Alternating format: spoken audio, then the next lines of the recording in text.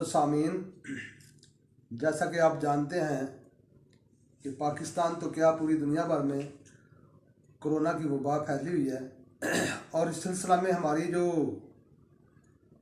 पाकिस्तान में एक नारा चल रहा है कि कोरोना के साथ लड़ना है। कोरोना एक खुदाई आफत है, इसके साथ लड़ा नहीं जा सकता। इसके लिए रब से माफ़ी मांगी जा सकती है, तौबा इस्तग़फ़ार की जा सकती है। उस वाले से मैंने एक नज़म तैयार की है, पंजाबी में आई है, उम्मीद है कि आपको पसंद आएगी। कोरोना नाल लड़ना, कोरोने कोलों डरना, रोटी रोज़ी खोई जाओ, हत्थां नूं धोई जाओ, नसीबां नूं रोई जाओ, मसीते नहीं जे वड़ना, कोरोने नाल लड़ना, कोरोने कोलों डरना। दूर दूर रहना जे, हत्थ नहीं मिलाना जे, दफ्तर नहीं जाना जे, भुख नाल मरना, कोरोने नाल लड़ना, कोरोने कोलों डरना।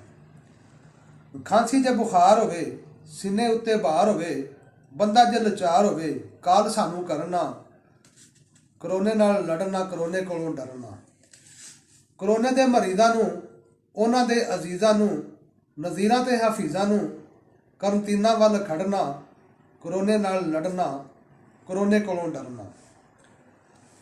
हर पासे फौजां ने, हत्थां विच कोपां ने, गोले विच तोपां ने, फायर नहीं जे करना, कोरोने नाल लड़ना, कोरोने कोलों डरना। गलियां संसार ने, सड़कां वीरान ने, गलियां संसार ने, सड़कां वीरान ने, हकूमतां परेशान ने, किनू छड़ना ते किनू फड़ना, कोरोने नाल लड़ना, कोरोने कोलों डरना।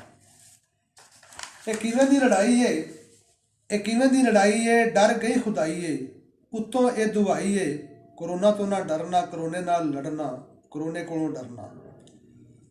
बाहरों जेड़े आए ने, स्यापे इन्हां पाए ने, बाहरों जेड़े आए ने, स्यापे इन्हां पाए ने, जिन्हां भी लुकाए ने, लब लब फड़ना, कोरोने नाल लड़ना, कोरोने कोलों डरना।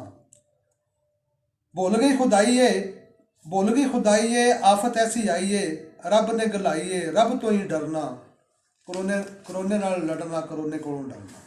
बस।